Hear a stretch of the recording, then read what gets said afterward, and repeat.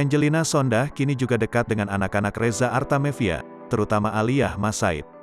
Buktinya, keadaan tubuh janda Aji Masaid itu kini tak lepas dari andil Aliyah Masaid. Bebas dari penjara, Angelina Sondah yang kini mulai kembali aktif di dunia hiburan. Selain itu, dia terlihat mulai menjalin silaturahmi dengan keluarga Reza Artamevia. Secara bergantian keduanya ikut berperan membesarkan ketiga anak mendiang Aji yakni Aliyah Masaid, Zahwa Masaid, dan juga Kanu Jabar Masaid. Namun siapa sangka lantaran kedekatannya tersebut, Aliyah Masaid justru memberikan dampak yang cukup besar pada Angi.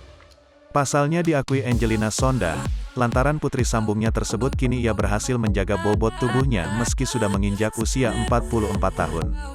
Hal ini bermula saat Angi memamerkan penampilannya mengenakan setelan kebaya. Kondisi Angelina Sondah ini pun lantas membuat seorang warganet penasaran perihal kebiasaannya saat makan. Angelina Sondah pun lantas membocorkan bahwa Aliyah Masaid juga memiliki peran penting dalam usahanya mempertahankan bentuk badan. Makan biasa aja tapi sama @aliyah.masaid disuruh nge-gym, jelas Angi. Aliyah lantas membalas komentar itu dengan tertawa.